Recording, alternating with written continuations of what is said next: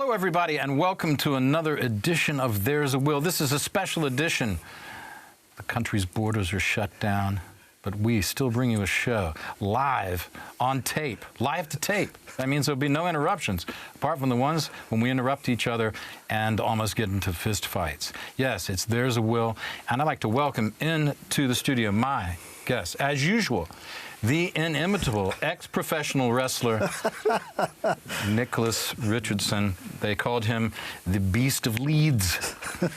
And he's here live in the studio because we prefer him alive. And with us also, Iwo, that's Iwo Bender. Iwo Bender, an old friend of, a young old friend of mine. In other words, we've known each other a long time, and we're here in the studio on a beautiful day. We've got snow, we've got everything. We've got icy temperatures this evening. Winter has descended on us for this particular Saturday. But we're glad you could join us, and we will be talking today about various things. What's in the news, fellas? Coronavirus, I suppose. What's that? Well, it's this terrible flu-like thing which the world has got very upset about. Is it flu? Well, it's a sort of variant of flu, isn't it? But if you catch it and it affects you badly, apparently it's a lot more serious than flu. And there's no antidote as such as yet. So everybody's getting and it spreads very easily. So people are getting very upset about it. So we should shake hands immediately. We should. Well, we've avoided shaking hands, and we've washed our hands several times since we arrived at the studio. I know, we've been washing. You know, I came here in one of those sealed bubbles. Yeah. Like you had in Woody Allen's Sleeper.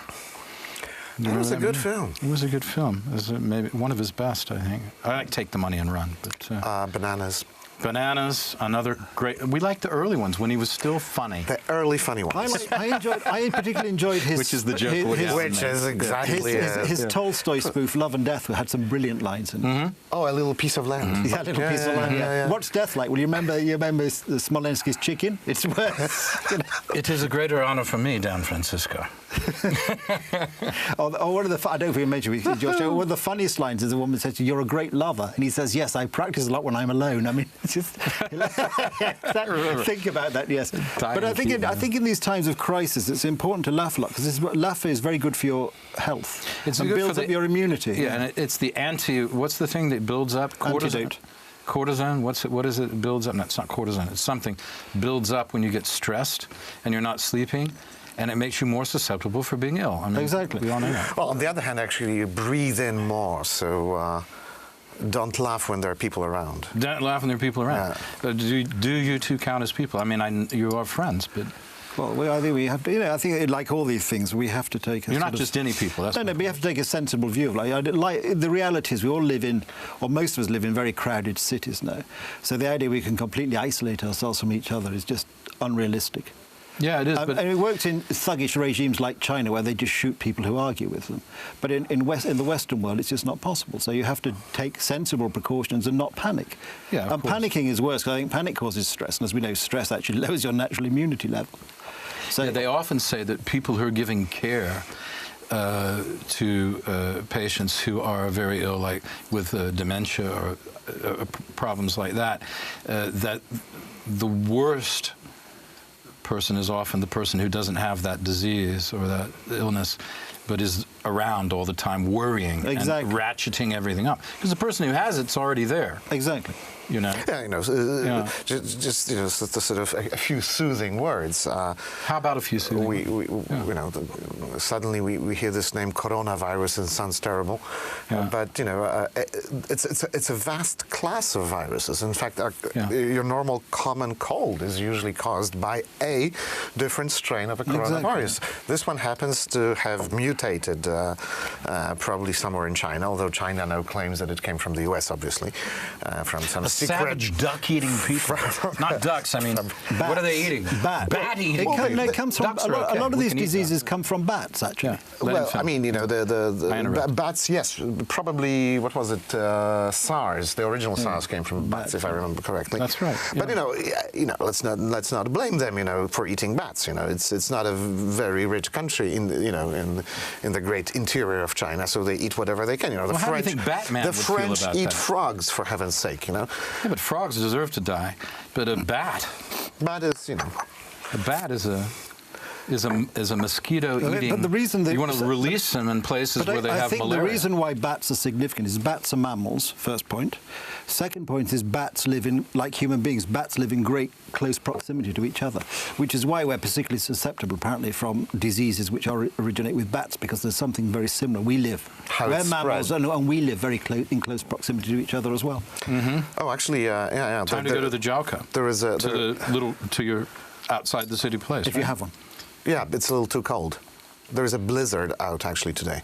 I noticed we have, as I was in the intro, I was saying, we have suddenly winter. It's going to be the coldest night. Here we are in the middle of March. Going to be the coldest night so far the whole year. We've had not good for killing some of the bacteria, because we haven't had one day so far this year, the whole day under 0 degrees actually, centigrade. it's not a bacterium. It's a virus. Viruses are smaller, more vicious, and we don't really know what they are. I was saying about killing this, but I was saying generally to damp down, insects and But the greatest plague, actually, that ever happened was bacterial.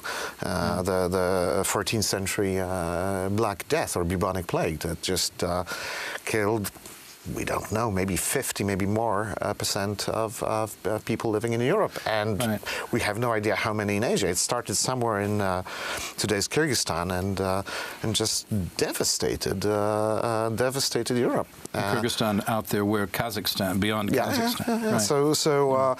And that was truly a pandemic that literally wiped out half of the population. So, these things are dangerous, obviously, but again, this was bacterial. So we now know how to deal with bacteria. The problem is we don't know how to deal with viruses, so our own immune system has to be ready to take it on. And, just as with any other viral disease, if we're healthy, we have greater chances of actually surviving this cycle of the virus spreading in our body and then get rid of it.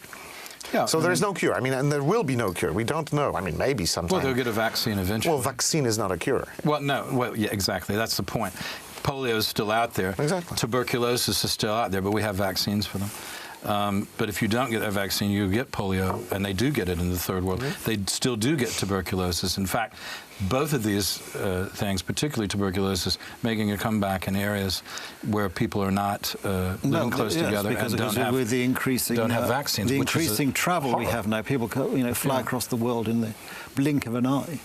Yeah. And so these diseases are travelling more quickly. So diseases we thought we'd eliminated in one place, now with people travelling and moving around more frequently.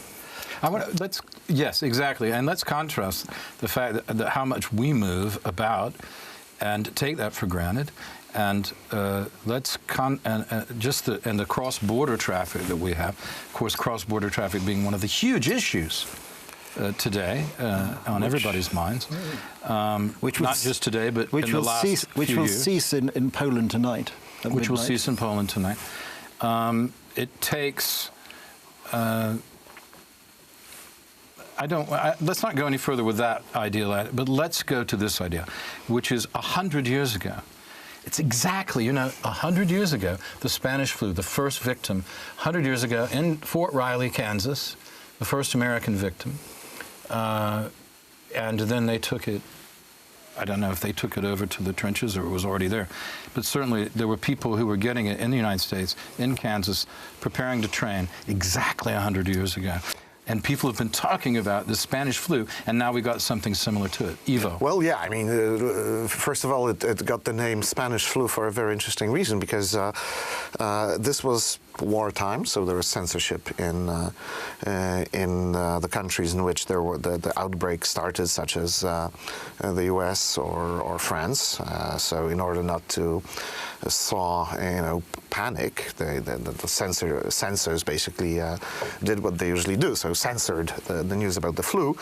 And in Spain, which was neutral during the First World War, the press was relatively free, and people were writing about this new disease, and so people thought, oh, so this is happening in Spain mostly, hence the name Spanish flu. It was not really from Spain. It didn't really have a nationality, but indeed it has almost literally decimated the world's population. There are various estimates from 17 to 50 to even 100 million dead. So by far more than the actual death toll of the war that Which preceded it. they didn't used to teach you in history. Maybe perhaps they do now, and they certainly will after this. But It's not as interesting, you know, people dying in beds versus people dying from gas attacks and charging. And, it's essential for perspective, though. My great-grandmother actually died of the Spanish flu. You told me that before, and I think that is worth saying. That you had a personal. I didn't have no one in my family died from that. They died from other things, tuberculosis, other things. But because that was my point. 100 years ago, gosh, I'm getting there slowly. 100 years ago, people, and longer than that, people were used to the possibility they might die any winter because there were so many different diseases. Diphtheria, typhoid fever, whooping cough. Measles, all sorts of things, and they were. This is polio. These appendicitis. Were appendicitis. Appendicitis was a death lived sentence. With this. We're very weak now, and we don't realize how precarious, particularly younger people who've grown up when there's not even any war, particularly in the West. But I think the other thing is also they don't understand how precarious these things are. When we were children, we were out rolling around in mud or climbing trees or whatever we were doing, but we were outside getting dirty.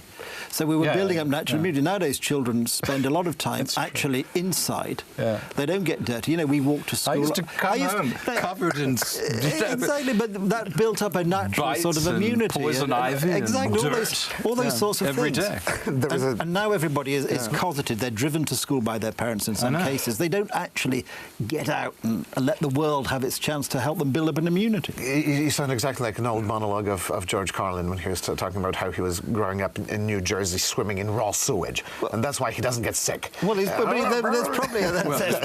Yeah, he didn't die from some illness. He died from cirrhosis of the liver. Yeah, which was self-inflicted, presumably. Self-inflicted, yeah. And I don't think, you know, they were holding him down and pouring it down his neck. But, yeah, that's true. I remember that. That's a very good point.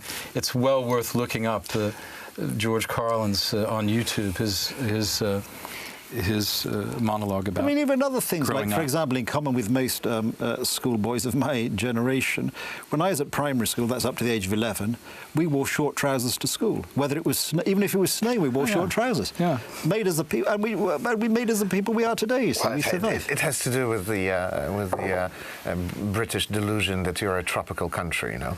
Of course. No heating in your houses. Well, we probably have more experience of tropical countries than many other people. You know, they wear shorts when they play football. Even in Europe in the winter.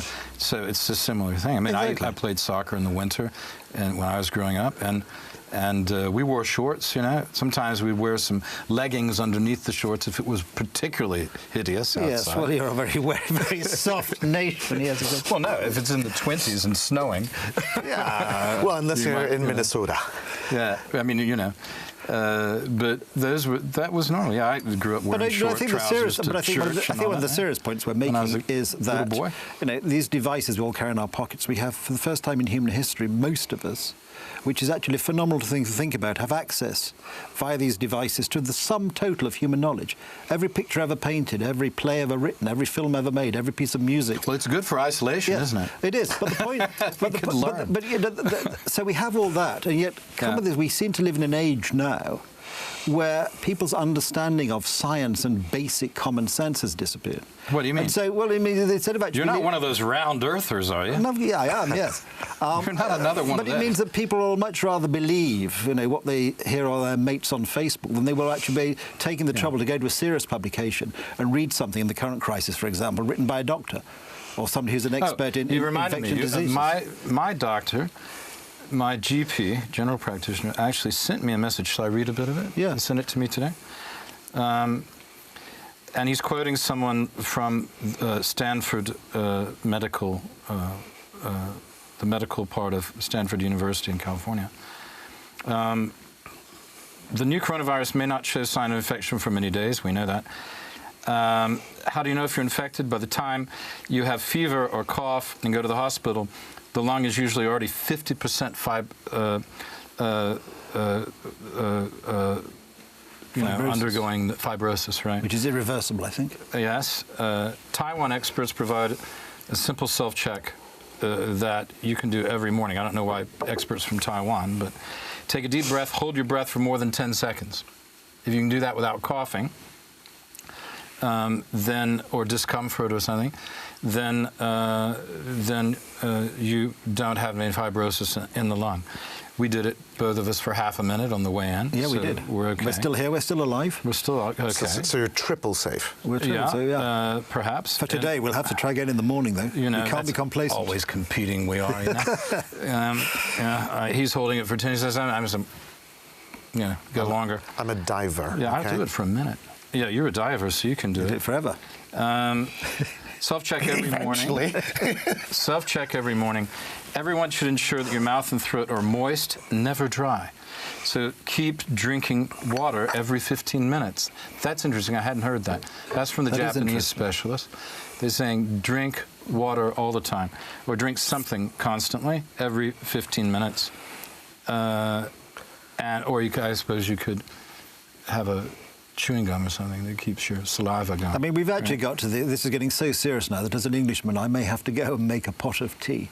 That is. Why don't you go and do it now and bring it back for us? That is crisis level. If I have to go out and make a cup of tea. But you guys never stop drinking tea. You're always drinking tea. Well, cup of tea, cup of tea. I'm like, no, stop. He's always doing that. Tea's very important. Coffee, this is coffee today, by the way. Yes. Yeah, I know. I couldn't find a teapot here. Your stomach. Okay, let me finish though. Even the virus gets in your mouth. Drinking water or other liquids will wash it down through your throat and into the stomach. Once in the stomach, the acid will kill it. Yeah. Yeah, especially he's very acid sense of humor. If you don't, bitter. Yeah, a lot of bile. Yeah. The problem is the virus doesn't have ears, so it doesn't hear my sense of humour, so it's not actually dead before it gets to me, which it normally would be. Your sense of humour will kill it alone. Yeah. Kills lots of other things. Yeah, exactly. Just put it to sleep. If you don't drink enough water, the virus can enter your windpipe and go into your lungs. So you want to keep it out of your throat, flush it into your stomach. It's a good tip. Just flush it away. No, that's a great tip. So basically it tells us to swallow the viruses. Yes. That sounds awful. Into your stomach, but because your stomach the acid will kill it. Your stomach kills most things. The acid will kill it. So that's a good tip. Wash your hands and drink lots of water. And okay, here's another important. If you have a runny nose, you have a common cold. That's not this thing. The pneumonia is dry.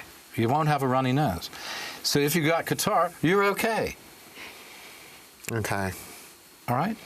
So you don't sound convinced. Unless the catarrh masks the symptoms of the coronavirus, in which case you may not be okay. It's a different coronavirus, by the way. Yes, exactly. It will be killed by a temperature of 26 to 27 degrees, they think. No. That means that it would actually die inside a human body, right? So no, I think that's. But that means that if that's true, no, because that's true, in the air. But if that's true, then how come Tom Hanks, who's filming in Australia in the summer, which is very hot, got it? He got it from air conditioning. Air conditioning, I guess. It's a variant of Legionnaire's disease. It's very dangerous anyway, isn't it? It is, yeah. Because remember the Legionnaire disease some time ago was passed around. Younger people won't remember it, but I remember it because my grandfather got it in the hospital when he was very ill. Hospitals are very dangerous places, by the way. There's a lot of sick people usually. Yeah, a lot of that. Yeah. I remember when I spent a month in a local hospital 2 years ago. The head of the orthopaedic department, he said, yeah, we'd like to get people out of hospital because these are dangerous places. A lot of ill people. In other words, it hates the sun. Yeah. Another one, if someone sneezes with it, it takes 10 feet before it drops to the ground and is no longer airborne. If it drops on a metal surface, it can live. This is the killer. A metal surface can live for 12 hours. What about now, they weren't telling us that before, and that's crucial because people have been going about. They were saying, oh, there's no evidence. I heard a lot of people saying there's no evidence it's transferred by surface. And now they're saying a metal surface. So if you see somebody sneezing on public transport, who immediately grabs the handrail, it's a good idea not to grab it. On fabric, 6 to 12 hours. Yeah. So we should be, just as with cholera or something, we should be washing our clothes. Go home, wash your clothes. They're not saying that, but we should be. I think washing clothes generally is a good idea, because they tend to. I mean, what do I think? But we wear sweaters. Yeah. If it's not next to your skin, we wear this. But we should be washing anything next to our skin, or outer stuff, so our overcoats and things like that. Exactly. I would say. Warm water is good. Yep. Don't drink cold stuff. Which is the old.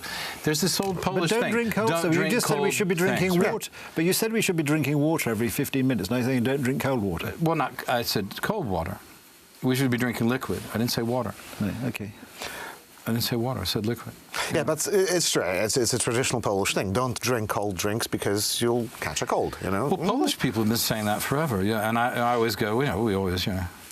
But I'm originally from the South, but I've lived in Europe long enough to know better, I suppose. And good advice. But there's something very, very unattractive, for example, about trying to drink warm beer. Well, you're English. What? You're English. You're all English. your beer is warm. Yeah, not that warm. Actually, it's getting a lot colder now than it used to, funny enough. My God, I used to, a pint of heavy. It's the hottest stuff, and it's like they boil it before you drink it. Yeah. But you should gargle. Going back to the Spanish flu, if these numbers sound terribly scary, that, you know, 50 million dead, let's remember that it was before respirators, because the number one killer in this case is the actual symptoms of pneumonia, which are not cured, but a sick person who cannot breathe on his own can be given now, can be connected to a respirator, which saves lives. Huh? If you can get people to the beds. Problem is the overcrowding in the hospitals. Yes, but I mean, in Italy. this but did not exist during we the have Spanish a huge amount of flu. over-the-counter medicines that can break a fever that you didn't have then as well, like aspirin. Yeah, we'd all take extra vitamin C and these sorts of things. Vitamin C. We know that vitamins and sleep or rest. Sleep's very good. All of these things will help your body to fight it off. There are basic things you do. Take a walk. Get out in the actual air, fresh air. There's a lot you can do without actually going into. I think the drinking the liquids is very good advice. I don't know why more people aren't saying that, because that seems to me very plain. In any crisis, what people want to hear or what they like to spread are doomsday scenario. We're all going to die. Well, we are. All of us. No one gets out alive. Exactly. As Mr. Morrison said. Exactly. I think people are, yes. But that's the point. People. James Douglas Morrison, for those of you. Yeah, newsworthy items are those, as you were always saying when we were talking about writing the news, you know, get death in the first sentence. And that's why this is so, people like this sense of crisis and danger, and, you know, they're passing around messages on Facebook, stay at home, Boris Johnson is trying to kill your relatives, all this sort of nonsense. You know, the people who a few months ago were experts on world trade in the context of Brexit, all of these people have now become experts on contagious diseases. All of these people have families too.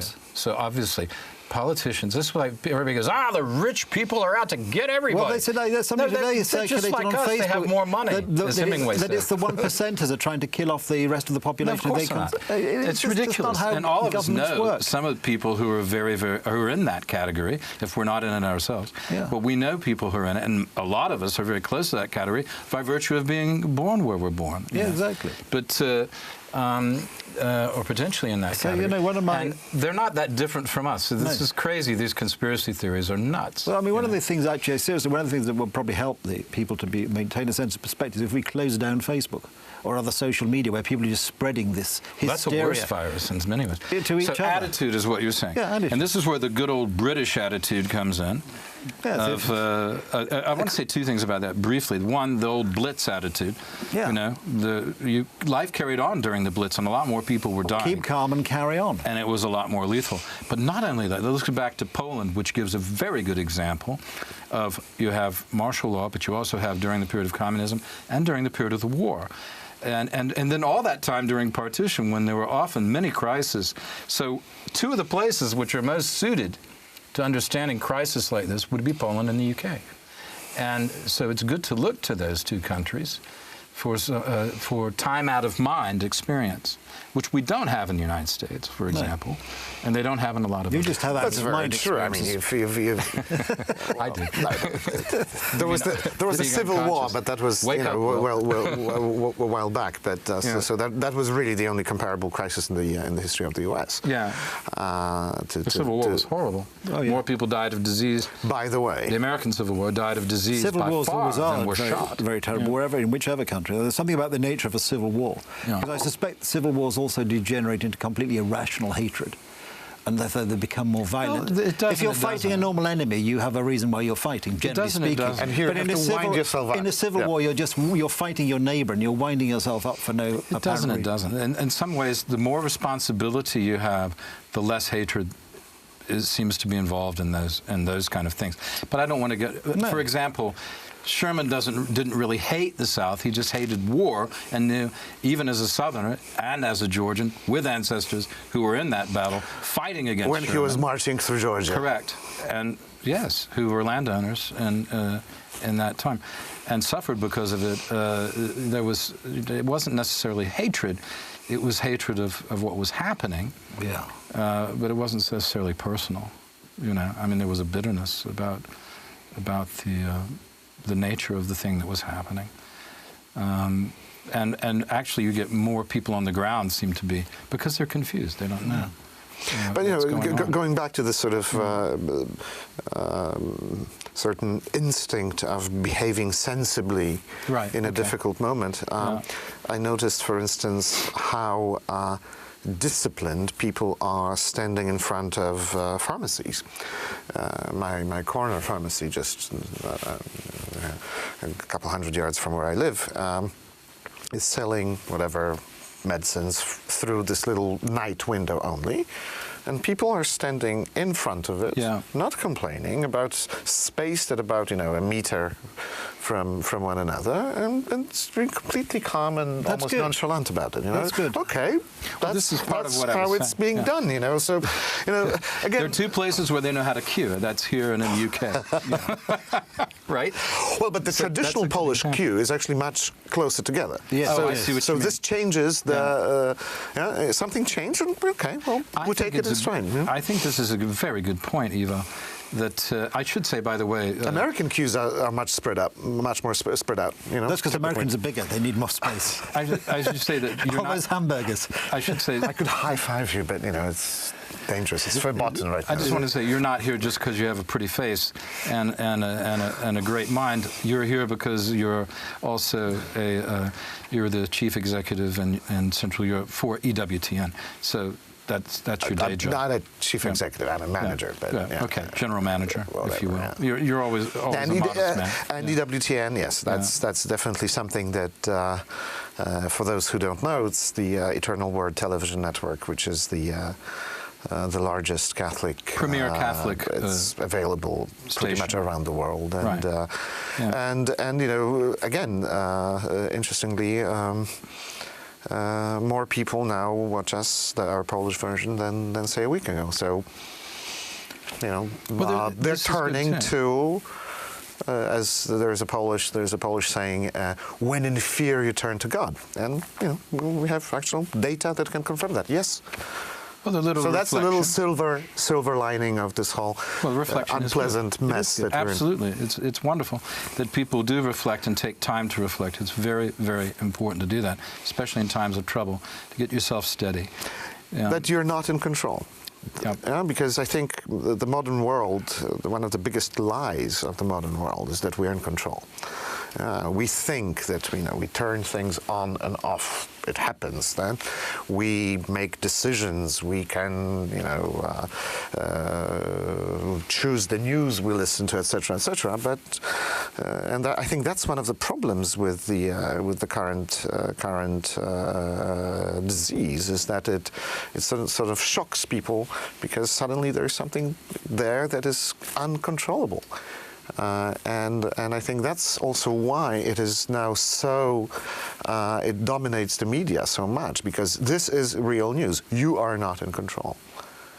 I think that's a profound way of putting it, and very important to look at it that way and to reflect during this time, and to think about family, friends, and even your nation, and your responsibility within that collective.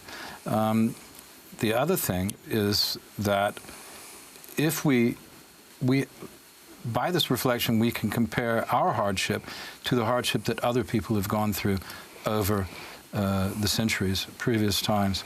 And we realize how lucky we are in many ways compared to them. It's not all over. We're much luckier. We have a much better situation than our ancestors have. Just 100 years your ago. ancestors, your ancestors, going out into the, you know, many times, and Polish times going over, going to different countries, immigrating. Americans, my ancestors who came to the United States, or to the colonies, and Nicholas's ancestors who went out to the empire and things like that. They went out. They didn't know if they were going to even survive the journey. Exactly. They didn't know. I mean, think about people like, you know... They would be ashamed of us if we're not brave. Or Christopher Columbus and those tiny little ships sailing off to... Yeah. They hadn't a clue where they were going ultimately. Of course. And so they wouldn't... Even once they got there. Yes, I mean, that was an immensely brave well, they thing didn't to know do. the world was flat. Yeah. At least that. One thing in their favor. Yeah, the one thing. But I mean, They knew that. can you imagine the bravery of setting out on that voyage? No, Columbus, a Pole, by the way. Polish. Really? They're saying. The new book has come out there says he's... There is a bunch of persuasive. historians who are basically claiming that he was the son of an It's not by a Polish guy either. I think it's a Portuguese writer. Yeah. Interesting. It's not a Polish writer.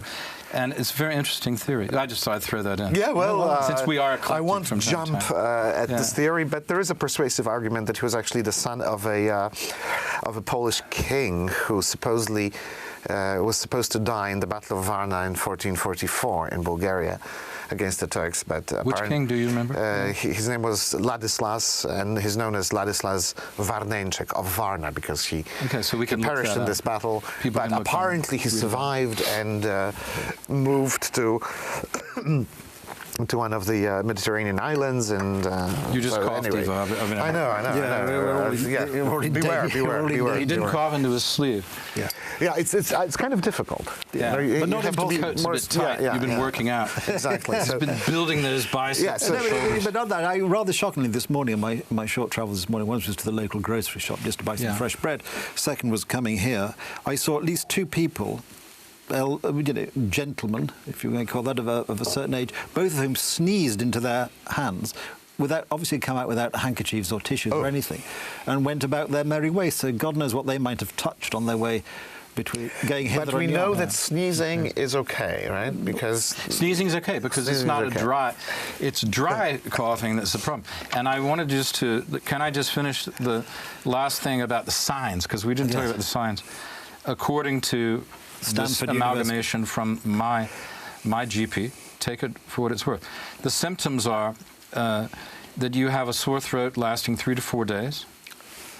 Then it goes into the nasal fluid and the lungs, causing pneumonia. This takes 5 or 6 days further.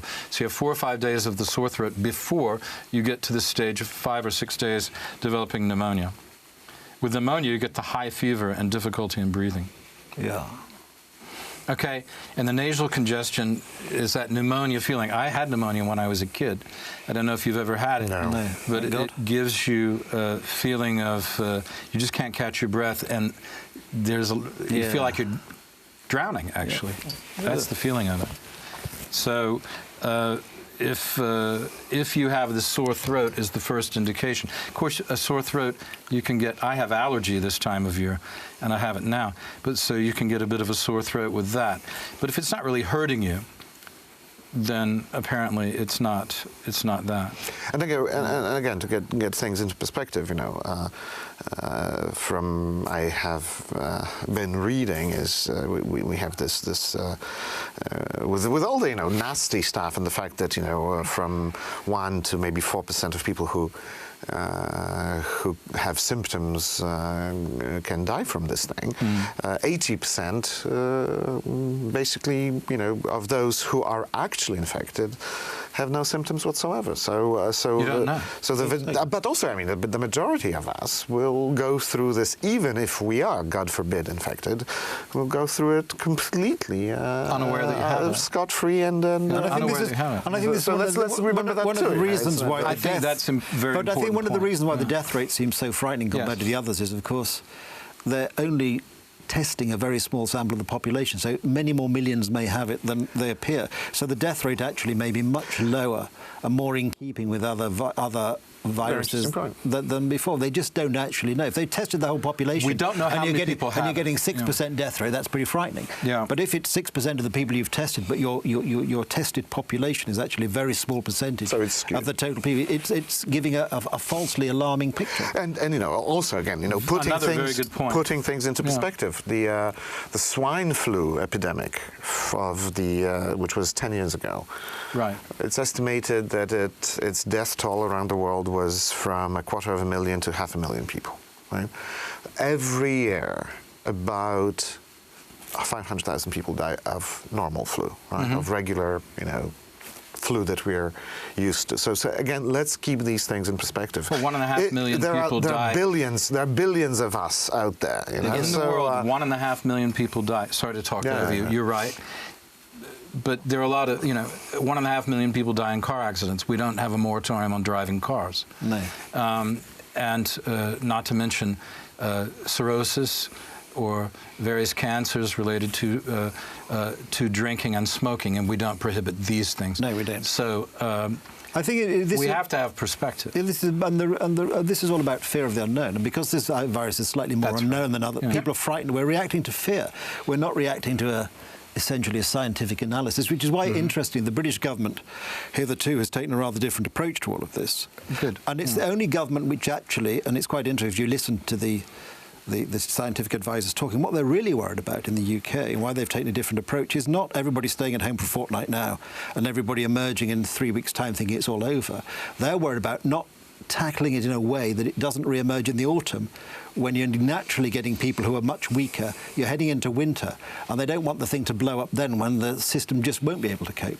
But of course, this is, and if you listen to the chief medical officer and the chief scientific officer speaking about why they came to this conclusion, it all makes a lot of sense. And even those doctors who think the British approach is rather odd concede that from a purely medical scientific point of view, the British approach is actually not wrong. Some of them think it's a bit of a high-risk strategy.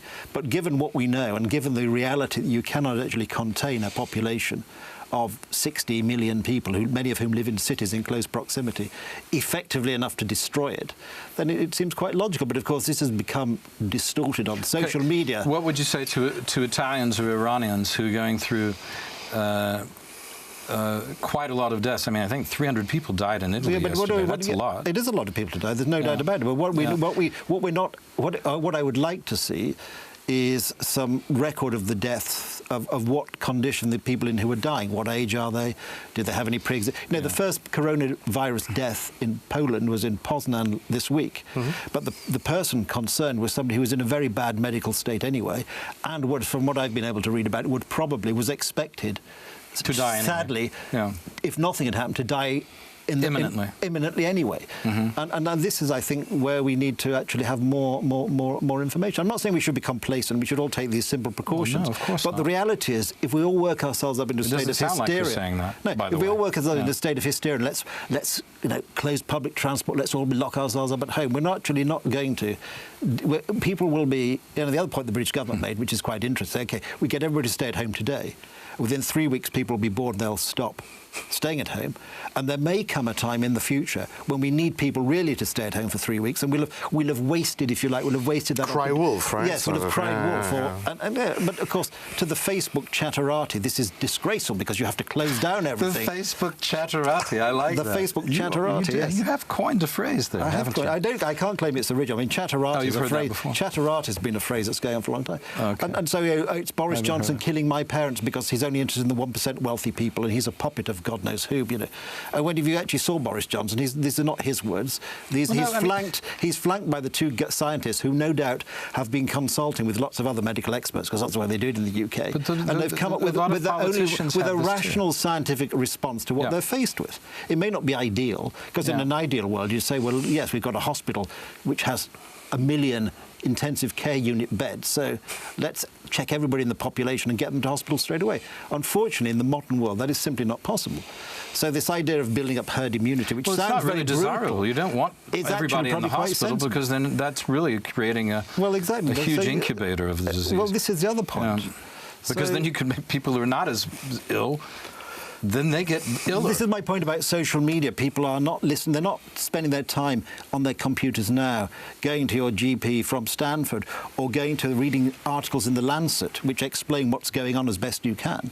They're not doing that. They're using their time on the computer to whip each other up into a state of hysteria via Facebook. Okay, but that seems certainly to be true. But I think that one thing we do need to understand is that we're in it's not just a battle. There is a long-term war here, but it's not just against this disease. It's at a series of diseases because a lot of the reason we're having these things is because there are a continuing amount, a growing amount of people.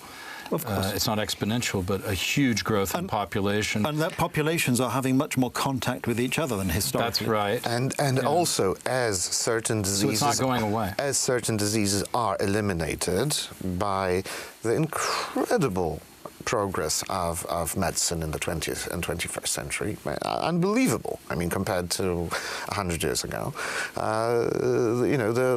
as we know, nature abhors vacuum. So new diseases creep in. Yeah. Because there's got to be, in nature, there's always a balance. It's like I want to cite George Carlin again, because I'll cite myself first, because I've said our biggest problem today is too many people chasing too few goods to live like people in the Cosby Show. Yes. We can't all live that way. It's not going to happen. Not with the amount of people. But let's not fall into the Malthusian fallacy that the population growth is actually higher than the growth of food. No. It's not about in the fact, growth of food. The percentage of people who are better off is much higher now. So. I know this argument. That's not what I'm saying at all. Plenty of food to go around. I'm talking about a kind of lifestyle that is advertised, and everyone. And it's not even advisable that everybody live that way, because it's a wasteful lifestyle. It is, and it's because this comes largely from the United States, because Hollywood is dominant in producing films and television shows, and traditionally, up to this point at least, the American way of life for most average Americans has been a lot better than it has been for many other parts of the world in terms of cars and houses and all these wonderful things that they had. If I'm sitting in Africa or Asia, and that's what I aspire to, and that's fine. We shouldn't be advertising that. We should be advertising the better side. But, like Ezra Pound said, the thought of what America would be like if the classics had a wide circulation troubles my sleep. It's a wonderful poem. That's the main phrase of this wonderful poem. And I think that would be my antidote to my anecdote. Anecdotal antidote. Yeah, exactly. Thank you. To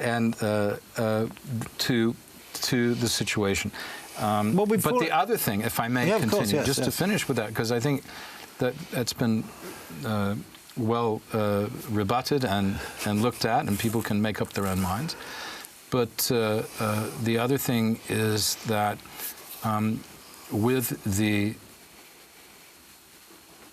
our response to this is going to make us more reflective, as we've always said, about reflecting individually as well as collectively, and also will help us to look into the future and respond not only to this kind of problem, but to other problems that come with the growing population and this our ability to travel and cross borders throughout the world, and address other things like the possibility of war, nuclear or otherwise, and other things that face us that must be addressed. And it may have an effect on globalization of trade and business, whether we actually want supply lines which stretch all the way around the planet, whether it might be more efficient not to have those.